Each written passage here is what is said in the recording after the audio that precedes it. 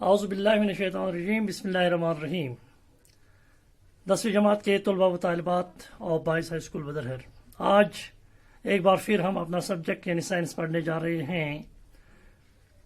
आप सब बच्चे जानते हैं कि जो हमारा चैप्टर है वो है chapter number 3, metals and non metals, and today our topic is questions. There are a few questions which we must know, as in examinations these questions are of great importance. Question number 1, give reasons platinum, gold and silver are used to make jewelry. Platinum, gold और silver जो metals हैं, इनसे हम jewellery यानी जवाहरात बनाते हैं। क्यों, इसका वजह क्या है? Number 2, sodium, potassium and lithium are stored under water. जो सोडियम, पोटेशियम और लिथियम मेटल हैं, इनको हम किसी ऑयल में स्टोर करते हैं, क्या वजह है? Number 3, aluminium is highly reactive metal. क्योंकि आप लोगों को पता है कि जो एल्यूमिनियम है वो हाईली रिएक्टिव मेटल है, yet it is use to make utensils for cooking.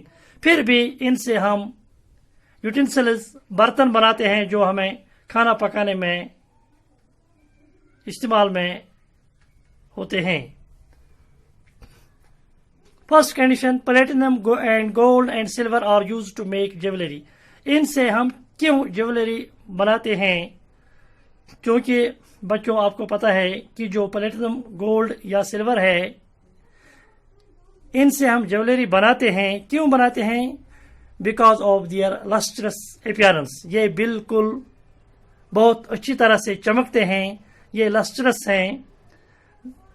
इसके अलावा ये लेस रिएक्टिव मेटल्स हैं और करोड़ भी नहीं होते हैं, जंग भी इनको ज्यादा असर नहीं करती है।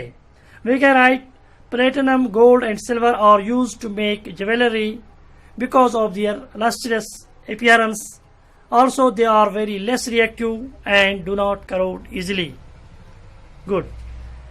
Condition number 2, sodium, potassium and lithium जो मेटल्स हैं, ये क्यों किसी ऑयल के अंदर स्टोर किए जाते हैं? बच्चों आपको मालूम है कि जो सोडियम, पोटेशियम या लिथियम है, ये वेरी रिएक्टिव मेटल्स हैं। हमने कल ही पढ़ा reactivity series of metals and they are on the top of the list. इनसे क्या होता है, ये ऑक्सीजन मिलते ही बर्न होते हैं, इसलिए इनको किसी मिट्टी के तेल, केरोसिन ऑयल के अंदर स्टोर किया जा रहा है। क्योंकि ये ऑक्सीजन के मिलते ही रिएक्शन करते हैं मॉइस्चर के सामने। जब मॉइस्चर उनको कहीं से लगता है तो रिएक्शन हो जाती है, या carbon dioxide of the air उसके साथ भी रिएक्ट होते हैं।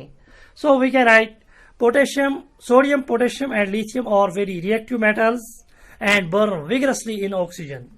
सो these are stored under kerosene oil to prevent their reaction. इनकी रिएक्शन केरोसिन ऑयल के अंदर नहीं होती है, to prevent the reaction with oxygen, moisture and carbon dioxide of the air.